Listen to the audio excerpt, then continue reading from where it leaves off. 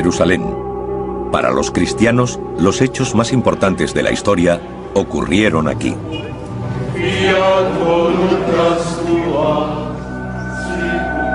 La Biblia dice que esta es la ciudad donde vivió Jesús sus últimos días y donde fue crucificado. Lo que ocurrió aquí cambió el mundo. 2000 años después, la ciudad también ha cambiado. Destruida y reconstruida más de 20 veces en otros tantos siglos. Solo quedan fragmentos, rastros y ruinas de la ciudad que conocería Jesús.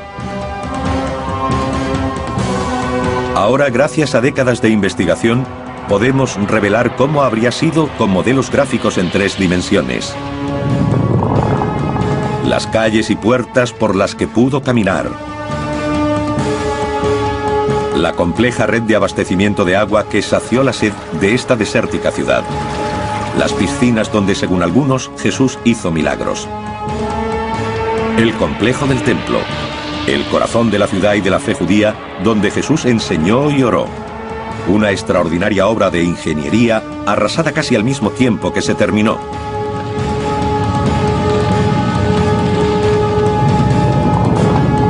Revelaremos el mundo perdido de los evangelios, el Jerusalén de Jesús.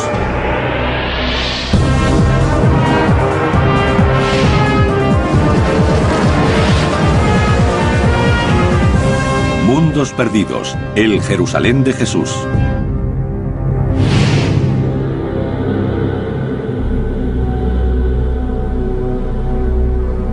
En tiempos de Jesús, Jerusalén era el corazón de Judea, el reino de los judíos, un pueblo definido por su religión. Para ellos era el lugar más importante del mundo.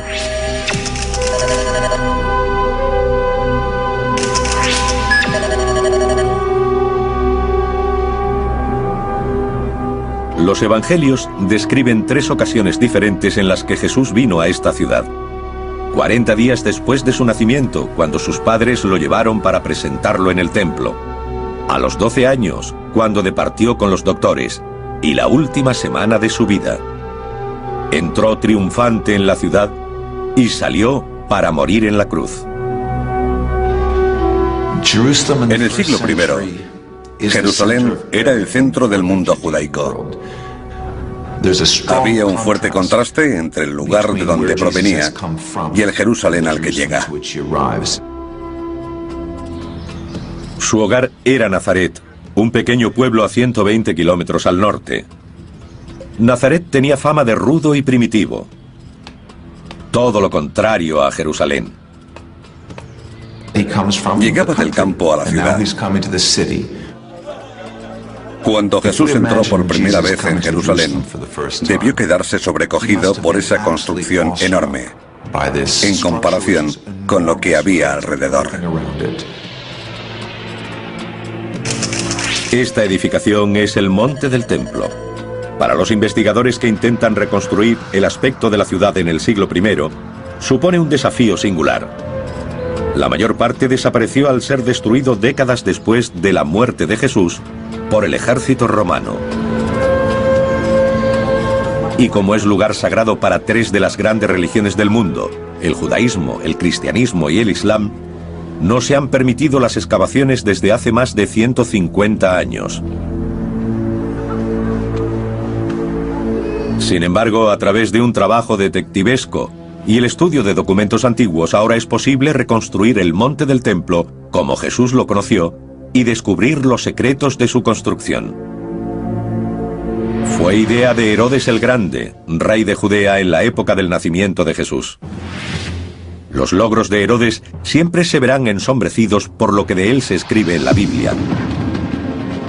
Ordenó la matanza de los recién nacidos, intentando acabar con Jesús. Herodes tiene muy mala fama en la historia, pero fue un hábil administrador y un constructor visionario. No solo por lo que hizo por agrandar el templo y el monte del templo, También construyó la extraordinaria fortaleza de Masada y el palacio de Herodes. Quería ser recordado. Quería ser Herodes el Grande. El mundo en el que vivió Jesús fue organizado por el que quiso matarlo. Hacia el año 15 a.C., Herodes había decidido construir un nuevo templo, mucho más grande que el que había. Triplicaría el tamaño del existente para cubrir una extensión equivalente a 25 campos de fútbol. Y lo rodearía de enormes murallas. Pero se enfrentó a dos grandes problemas.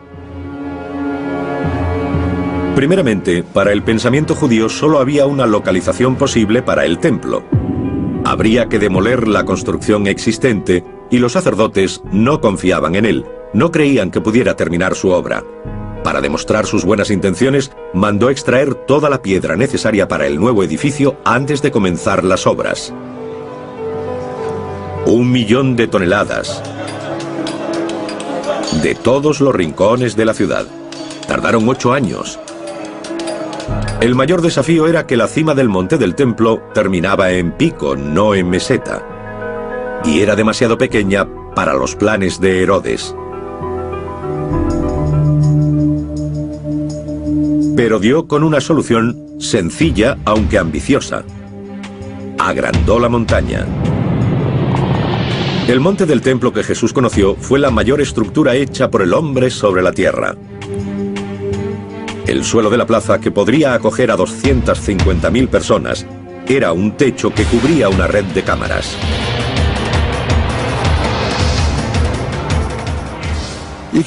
En el monte del templo actual vemos una gran zona lisa nivelada, pero está construida artificialmente. Hay una montaña oculta en el centro. La montaña sería así, y lo que se añadió es suelo suspendido hasta aquí, sostenido por murallas en los extremos. ¿Cómo se suspende un suelo así? Con multitud de arcos y cámaras debajo. En el extremo suroeste del monte del templo hay 4 niveles de arcos que forman salas abovedadas. Cada arco mide 6 metros de ancho por 6 de alto. Esta técnica arquitectónica era bien conocida en la época de Herodes. Los romanos la usaron profusamente. La diferencia es que los hombres de Herodes no emplearon hormigón, sino piedra caliza local. El resultado fue una obra de ingeniería perfectamente ejecutada con 3 grandes ventajas. Era resistente, como para aguantar el peso de decenas de miles de peregrinos. Era duradera. Debía durar eternamente. 2000 años después, el mismo edificio sigue ahí, resistente e impresionante. Y era ligera. Si Herodes hubiera probado la otra alternativa, que consistía en colmatar este espacio, la carga sobre los muros habría resultado excesiva. Tendrían que haberlos hecho más gruesos o se habrían derrumbado. De todos modos, los muros que rodeaban el monte del templo eran enormes. Tenían 4,5 metros de grosor y 36 de altura.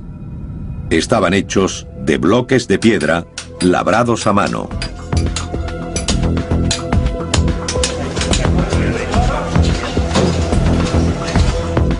El monte del templo tiene 1,5 kilómetros de circunferencia. Una capa de piedras, si solo tuviese una hilera, tendría de 800 a 1000 unidades. De media, cada una de esas piedras pesaría unos 4.500 kilos, aproximadamente el peso de un elefante adulto. Algunas eran mucho mayores. Los arqueólogos han localizado el bloque más grande usado en la construcción del monte.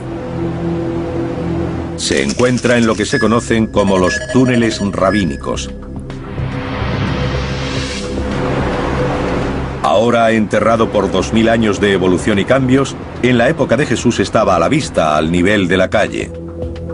La doctora Jody Magnes es una experta mundial en la arquitectura del Jerusalén de Jesús. Esta gran piedra forma parte de lo que se llamó hilera maestra. La idea era estabilizar el monte del templo incorporando una serie de piedras mucho más grandes, altas y pesadas que el resto. Es difícil imaginar su tamaño. Es 20 veces mayor que los bloques más grandes usados en la construcción de las pirámides de Egipto. Tiene 12 metros de largo y 3 de alto, y pesa más de 400 toneladas. Jesús o cualquier otro visitante de Jerusalén se encontraría ante una edificación de gran escala. Y los constructores de Herodes la abordaron con gran ingenio y destreza. Cada hilera de piedras está ligeramente retrasada, ligeramente compensada con la de abajo. Esto da estabilidad a las partes más bajas de los muros, necesaria para llevar el peso arriba. Y eso crea, o debería decir, corrige una ilusión óptica. Si las piedras se hubieran dispuesto exactamente unas encima de otras, la construcción es tan monumental que habría parecido inclinarse hacia el exterior. Esto hace que parezca que el muro es recto.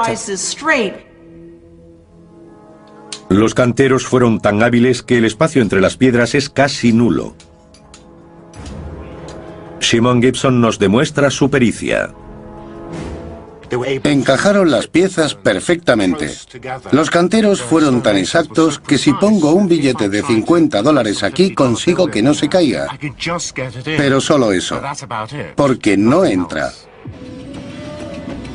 Esta parte del muro ha permanecido intacta 2000 años, pero los constructores confiaron en el conocimiento del trabajo, no en la argamasa, para mantener unidos los bloques.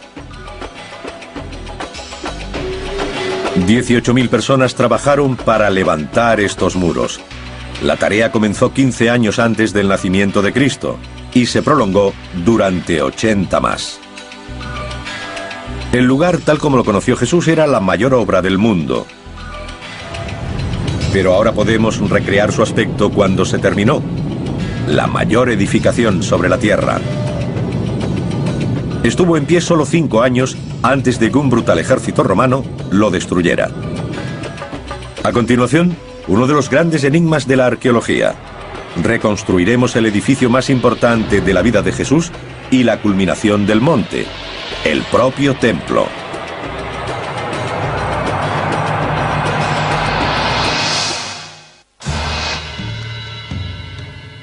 Según el Evangelio de San Marcos, Jesús señaló hacia el monte del templo de Jerusalén y dijo: ¿Veis estos grandes edificios? No quedará piedra sobre piedra que no sea derribada. 40 años después, estas palabras demostraron ser proféticas. El ejército romano, aplastando una revuelta judía, destruyó el templo. Para los investigadores actuales, el resultado es uno de los retos más seductores de la arqueología bíblica.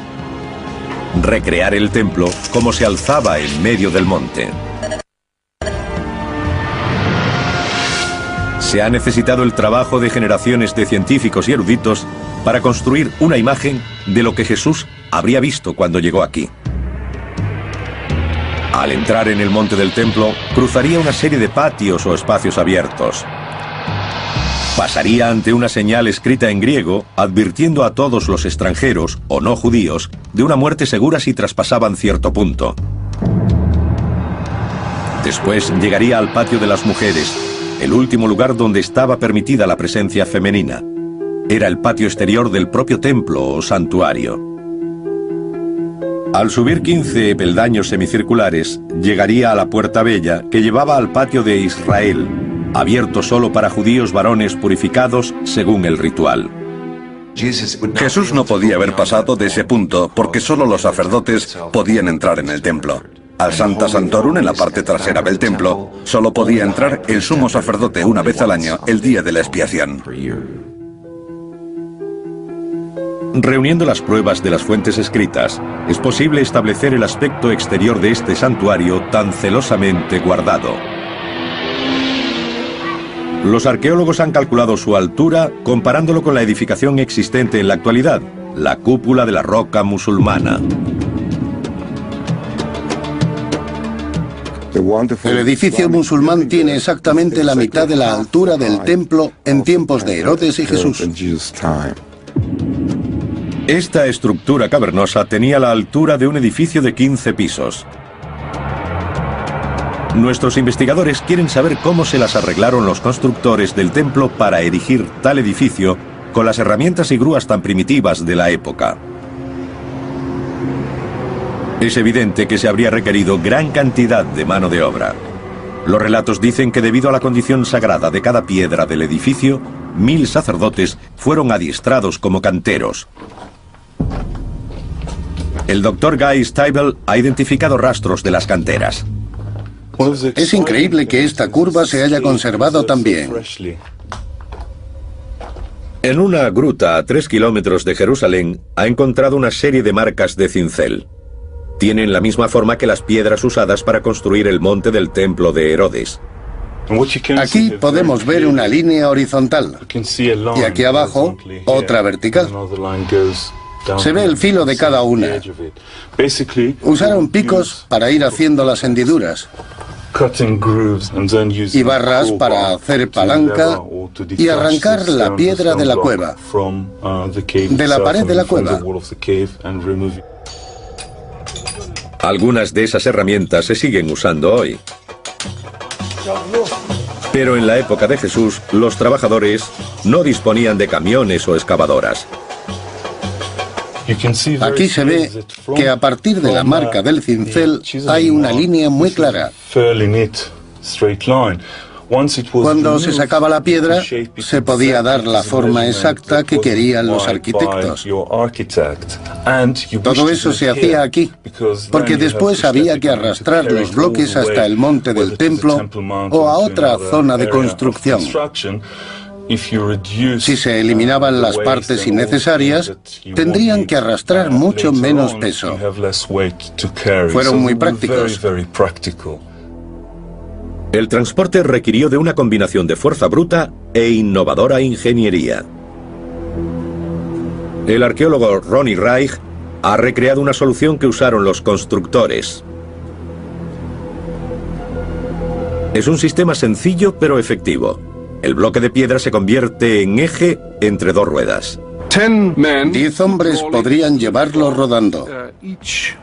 Cada eje podría mover 450 kilos. Una carga imposible de desplazar por una única persona. Así que fue este ingenio el que movió las piedras. Una vez trasladadas, todavía quedaba colocarlas en el lugar indicado. Cada bloque pesaba aproximadamente 10 toneladas. Se usaron sencillas grúas para elevarlas. Hemos construido un bípode con cuerdas y poleas. Las cuerdas se pueden mover con palancas. 8 personas pueden subir esta piedra a 1, 2 o 3 metros de altura y dejarla en su sitio suavemente. El resultado final sería majestuoso. Pero hay algo de misterio en la construcción del templo. El escritor Josefo dice que el templo estaba cubierto de mármol y oro, y que desde lejos parecía una montaña cubierta de nieve brillando al sol. Algunos investigadores modernos lo encuentran difícil de creer. La razón es que no había mármol en Israel, en la antigua Palestina. No existía. Tendría que haber sido importado de otros lugares como Turquía o Grecia, y hay muy poco mármol importado durante la época de Jesús. Fue mucho después cuando empezó a traerse en cantidades importantes. Hillel Geba puede haber encontrado la respuesta. A cierta profundidad bajo el Jerusalén contemporáneo, ha encontrado las ruinas conservadas de la casa de una persona adinerada.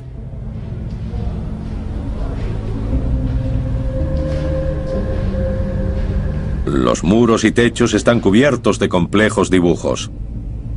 Y estos muestran que los constructores de Jerusalén trabajaron el yeso creando la ilusión de que era piedra. Este muro ha sido tallado para imitar los bloques que conformaron los muros del monte del templo. Esta es una imitación en escayola de la construcción de grandes bloques. Cada bloque tenía un marco. Está en blanco, sin decoración, pero hay otros ejemplos que la tienen. Parece posible que en la fachada del santuario se usara una ingeniosa técnica. En mi opinión, cuando nuestras fuentes describen el templo con mármol o cubierto de mármol, lo que realmente quieren decir es que el edificio estaba hecho de una brillante piedra blanca, o quizá de piedra cubierta de estuco brillante. Ahora podemos mostrar el templo como habría sido cuando vivió Jesús.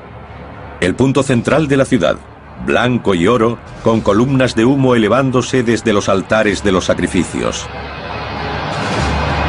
El edificio fue un imán para creyentes de todo el Oriente Próximo.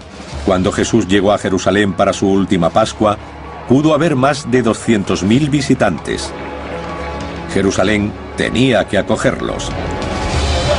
Mientras los peregrinos se ocupaban de sus asuntos espirituales, la vida diaria de esta desértica ciudad estaba dictada por algo mucho más básico: la necesidad de agua.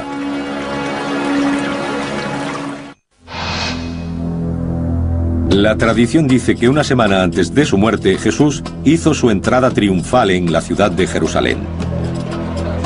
La multitud se congregó para darle la bienvenida, cantando y agitando palmas. Muchos eran sus seguidores, pero la ciudad ya estaba llena de gente que había llegado para celebrar la fiesta de la Pascua. La población normal de Jerusalén en tiempos de Jesús era de algo menos de 30.000 personas. Pero durante la época de las fiestas, en ese caso la Pascua, podía llegar a haber 10 veces más, unas 300.000.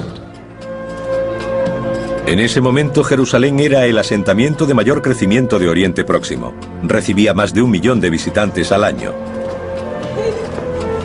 Nuestros investigadores han intentado hacerse una idea del probable aspecto de la ciudad y de cómo lograban acoger a aquel enorme flujo de gente. Algunos de los beneficios eran claros y evidentes. Los peregrinos llevaban riqueza. La propia construcción del templo generó mucho dinero. Los peregrinos que llegaban a Jerusalén tenían que gastar dinero en comida, alojamiento, regalos y recuerdos a lo largo de su camino. Y por supuesto, pagar los impuestos del templo y los sacrificios. Décadas de excavaciones en el muro occidental del templo han descubierto los restos de una calle de 9 metros de ancha y 900 de larga, que funcionaba como un centro comercial. Es conocida como la calle de Herodes. Jesús habría caminado por aquí. Esta es la calle principal de Jerusalén. Hay que imaginarse el gran número de personas que venían aquí para comprar y vender en los muchos puestos callejeros. Todos eran peregrinos. Era el corazón de Jerusalén. Algunos arqueólogos llaman a este lugar Wall Street, reconociéndolo como el corazón económico de la ciudad. También han reunido pruebas de la relación entre esos intereses comerciales y la vida espiritual del templo. El examen de la muralla en el extremo meridional de la calle revela los restos de un arco. Es conocido como el Arco de Robinson. Con más de 15 metros de altura y una envergadura de al menos 12, sirvió como una de las principales entradas al complejo. Y en su base, situados contra los muros del monte del templo, habría puestos que venderían productos a los peregrinos. La zona que desembocaba en las grandes escaleras era conocida como el Arco de Robinson. Debió florecer con el comercio, porque la gente que se dirigía al templo era asaltada por vendedores que les ofrecían sus mercancías. Jesús debió encontrarse con una escena así cuando entró en el templo. Furioso por lo que vio, se enfrentó por primera vez a las autoridades. Se dice que se abrió camino hasta una zona llamada el Patio de los Gentiles. Como todos los judíos varones, tuvo que pagar el impuesto de 2 siclos. La moneda especial necesaria solo se podía comprar a los cambistas del complejo del templo. Tenían fama de corruptos. El cambio de moneda debía ser una actividad fraudulenta. Los cambistas se aprovechaban de la gente inocente de los pueblos que no estaba acostumbrada a la vida en la ciudad. Jesús debió ver cómo estafaban a aquella gente y eso le enfureció. Esta es la única ocasión en los evangelios en la que Jesús muestra ira. Para Jesús se habían rebasado los límites del templo y quiso echarlos. Tiró las mesas, destrozó los puestos y les dijo: ¿qué estáis haciendo? Habéis convertido la casa de mi padre en una cueva de ladrones.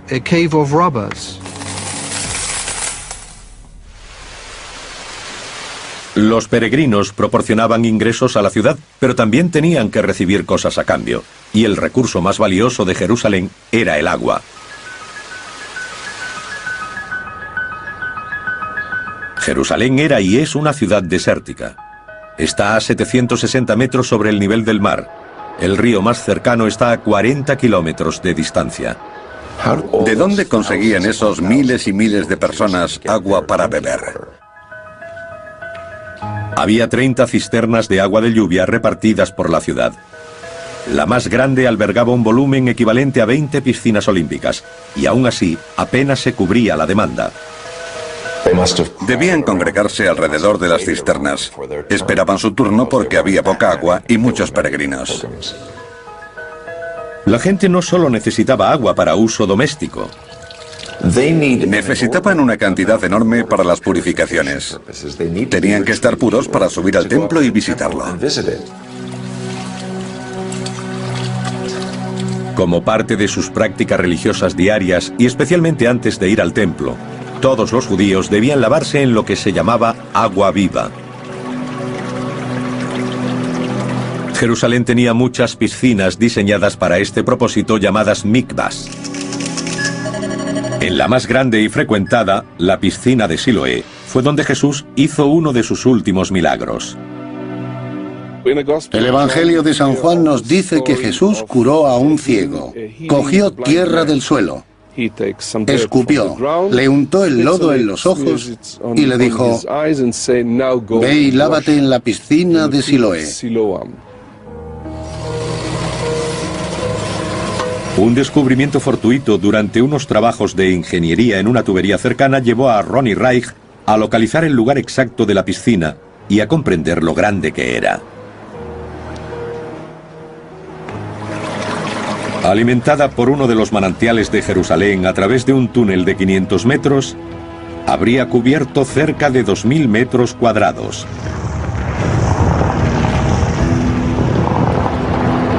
Si Jesús curó a un ciego en esta piscina, la historia de este milagro pudo ser conocida por millares de personas y se extendería por toda la ciudad.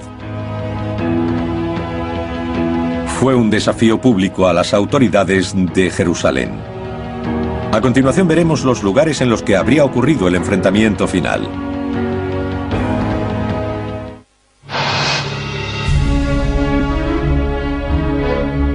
A medida que investigadores, arqueólogos y eruditos bíblicos intentan comprender la metrópolis que fue Jerusalén en tiempos de Jesús, emerge una imagen extraordinaria. Esta es una ciudad desértica obsesionada con el agua, donde los asuntos espirituales rigen todos los aspectos de la vida diaria, donde la ingeniería práctica e innovadora se da la mano con el misticismo, donde en las festividades religiosas la multitud se congrega en puntos claves de la ciudad. Shimon Gibson ha formado parte del equipo que intenta desentrañar y recrear el lugar más intrigante, la piscina de Betesda. Situada al norte del templo, fue el lugar donde, según el Evangelio de San Juan, Jesús le dijo a un paralítico: levántate y anda. Los arqueólogos han excavado hasta los 12 metros de profundidad a través de 2000 años de escombros, para desenterrar el lugar tal como debió verlo Jesús.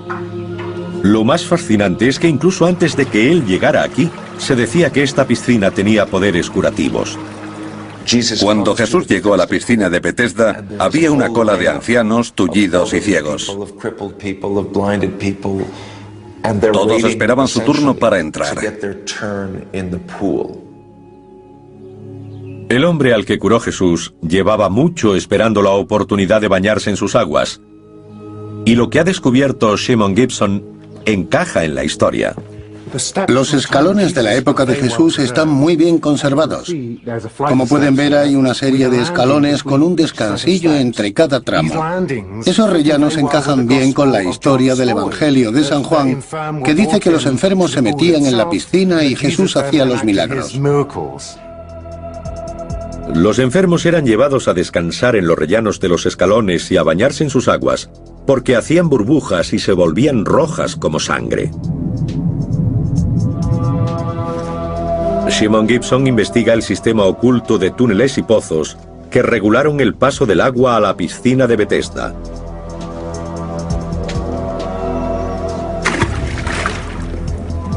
Esto era lo que producía el famoso burbujeo. Esta es la zona de las compuertas. Hay dos aberturas, una más grande arriba y otra más pequeña en el fondo.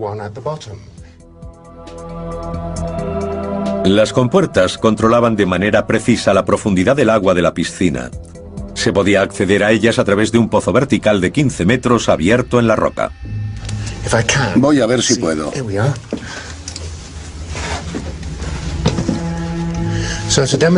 Estoy subiendo por aquí para demostrar cómo lo hizo la gente de aquella época. Aproximadamente por aquí habría un sistema de poleas que habrían usado para subir la compuerta. Un duro trabajo, pero fue un sistema ingenioso. Shimon también ha encontrado una explicación a la aparente presencia de sangre en el agua. En esta roca se ve una fisura y en ella hay tierra rojiza. Dentro del muro del túnel cortado entre las dos piscinas es incluso más roja. Cuando el agua pasaba hacia la piscina septentrional, los que se metían para purificarse pensarían que era sangre lo que salía del agua. Al mismo tiempo, el monte del templo rebosaba con sangre de verdad, porque cuando un peregrino ya estaba purificado, su siguiente obligación era ofrecer el sacrificio de un animal. En momentos de grandes celebraciones como la Pascua, que llevó a Jesús a la ciudad en los últimos días de su vida, se mataban gran cantidad de animales a la hora. Era un sacrificio a escala casi industrial. En Pascua se sacrificaban varios miles de corderos en un solo día. Este es el entorno de los últimos días de Jesús. Tenemos una imagen clara de cómo era Jerusalén en la época en la que fue detenido, juzgado y condenado. Pero muchos quieren saber aún más. Situar los lugares donde ocurrieron los hechos. No solo son historiadores y arqueólogos. Todos los años, cientos de miles de peregrinos llegan a la ciudad con la esperanza de caminar por donde lo hizo Jesús. Pero en 2000 años de reconstrucciones y cambios, la ciudad ha crecido y también las historias. Se ha hecho difícil separar la realidad del mito. Un claro ejemplo es el lugar donde Jesús hizo su última cena.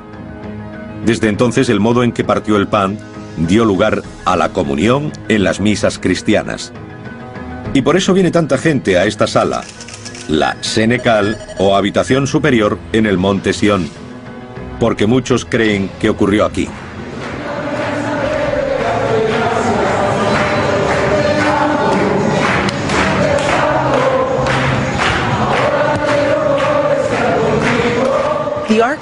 La arquitectura de la habitación, que hoy es identificada como la de la Última Cena, es muy posterior a la época de Jesús. Los arcos o las bóvedas de crucería de la sala son de estilo medieval. Es una arquitectura que no llegaría hasta 1000 años después del tiempo de Jesús. Estos techos abovedados pertenecen al siglo XII, cuando los ejércitos cruzados europeos luchaban con las fuerzas musulmanas por el control de Tierra Santa. No tenemos pruebas arqueológicas de que la última cena se celebrara en esta sala, ni siquiera en la zona donde está situada. Es la tradición que ha identificado el lugar como escenario de la última cena. En este lugar se alzó una de las primeras iglesias cristianas, pero también hay una mezquita y acoge otros edificios. Es posible que la última cena se celebrara en una casa particular de Jerusalén. Habría tenido un aspecto completamente diferente del de la iglesia. Habría sido en una casa normal. El techo habría tenido sencillas vigas de madera y no habría arcos y bóvedas como las que vemos hoy.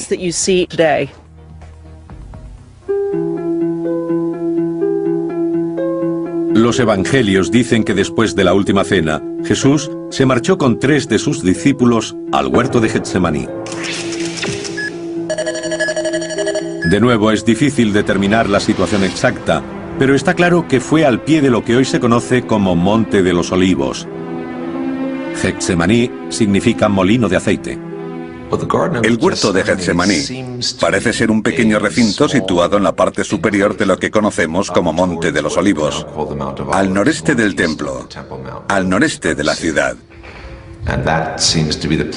Parece ser el lugar donde Jesús subía a orar la noche anterior a ser detenido. Tras una noche de oración, fue apresado por hombres que actuaban en nombre de las autoridades del templo. Jesús fue prendido en el huerto de Getsemaní antes del amanecer, en la hora más oscura antes del amanecer. La pregunta es, ¿dónde fue llevado? Este es el gran desafío de los investigadores: trazar la secuencia de los hechos conocidos como la Pasión de Cristo. 2000 años después intentarán reconstruir los pasos que llevaron a Jesús hasta su crucifixión.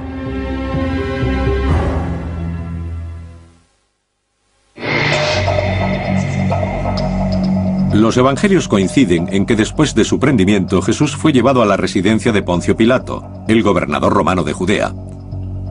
Esto tiene sentido histórico. El Imperio Romano ejercía un férreo control sobre la ciudad. Una gran decisión política, como la ejecución de un aparente rebelde o un revolucionario como Jesús, debía ser tomada por un representante de Roma. De nuevo, la tradición vuelve a ir unida a un lugar concreto. En este caso, a donde Jesús fue azotado, sometido a escarnio y sentenciado. Generaciones de peregrinos han creído que ocurrió en la Fortaleza Antonia. Era el cuartel general de la guarnición romana destacada en Jerusalén. Ahora queda poco de ella, pero los investigadores han logrado reconstruirla a partir de textos antiguos. Situada en la esquina nordeste del templo, era una construcción con forma de bloque con 4 enormes torres, cada una de 15 metros de altura. La fuerte dominación romana hizo que la fortaleza Antonia quedara asociada a Pilato y al juicio de Jesús. Hoy apenas queda nada. Buscando pruebas, Jody Magnes se dirige a una zona pavimentada identificada como el Litostratos, supuestamente unida a la fortaleza y al lugar donde Jesús fue coronado de espinas. El Litostratos es mencionado en los Evangelios como el lugar donde Jesús fue sentenciado a muerte por Poncio Pilato. Los peregrinos cristianos que llegan a Jerusalén veneran este lugar. El problema es que la ciencia no respalda esta versión de la historia tradicional. De hecho, gracias a la arqueología, sabemos que este pavimento no existió en tiempos de Jesús. Se hizo después, en el siglo II, por orden del emperador Adriano, como parte de un mercado que construyó aquí. Durante siglos, los peregrinos han recorrido un camino que comienza en la fortaleza Antonia, por el que Jesús debió llevar la cruz. Es la llamada Vía Dolorosa. Por tradición hemos adoptado 14 estaciones en las que la gente se detiene para recordar lo que sufrió Jesús.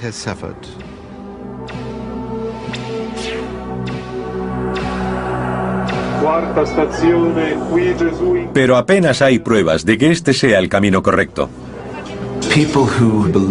Puede que la gente esté equivocada al querer seguir los pasos de Jesús en el punto y lugar donde se enfrentó a Poncio Pilato, donde los soldados lo tuvieron en cautividad y donde le clavaron la corona de espinas. La afirmación de que este es el camino que siguió Jesús está basada en una idea errónea, que la residencia de Pilato y el cuartel general de las tropas eran el mismo lugar. Los datos recientes sugieren que Pilato probablemente vivió en otro edificio, un palacio construido por Herodes.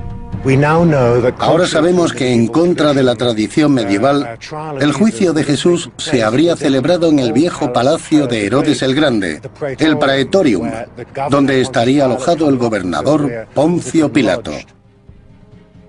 No se han encontrado rastros de este palacio, pero sabemos que estuvo situado al suroeste del templo. Y si esta fuera la residencia de Pilato y Jesús fue llevado hasta allí, entonces no habría seguido la vía dolorosa. El Jerusalén moderno no es la ciudad que conoció Jesús y es casi imposible que nadie pueda seguir el mismo recorrido que hizo él. Para la mayoría de los peregrinos, lo verdaderamente importante es la dimensión espiritual del camino. Hay pruebas que sugieren que sabemos dónde murió y fue enterrado. Las escrituras hablan del Gólgota, el lugar de la calavera, como el sitio donde murió. Hoy, como han hecho durante 1500 años, los creyentes dicen que ese lugar estuvo aquí, donde se alza la iglesia del Santo Sepulcro, en el centro de Jerusalén.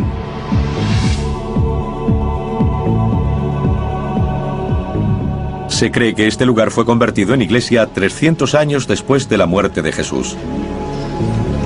Pero algunos eruditos dicen que no podría haber sido el lugar de la muerte y entierro de Jesús, porque el Evangelio afirma que esos hechos ocurrieron a extramuros, ya que la ley judía prohibía la ejecución o enterramiento dentro de la ciudad. Jerusalén era diferente entonces. El Gólgota estaba fuera de la ciudad en la época de Jesús, pero ahora está dentro de los límites de la ciudad. Basándonos en excavaciones arqueológicas, ahora sabemos que la zona de la iglesia del Santo Sepulcro, en particular la rotonda, formó parte de un cementerio mucho mayor.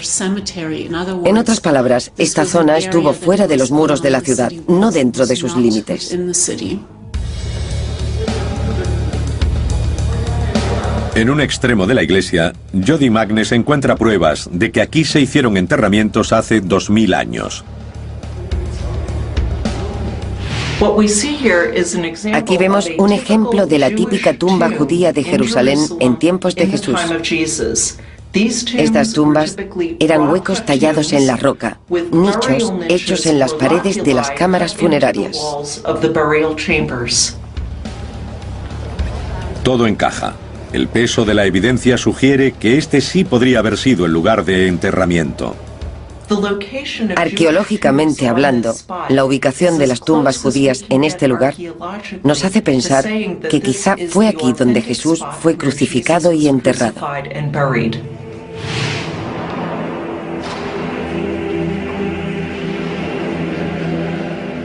Jerusalén es una ciudad extraordinaria y podemos recrear una detallada imagen de cómo fue hace 2000 años.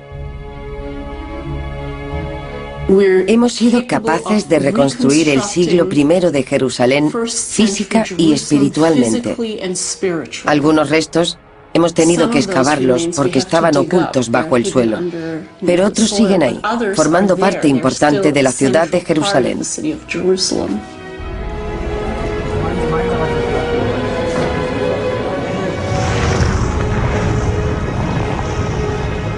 Reconstruyéndola, hemos conseguido una imagen de un tiempo y una vida que sea cual sea nuestra religión, tuvo un importante papel en la forja de nuestro mundo.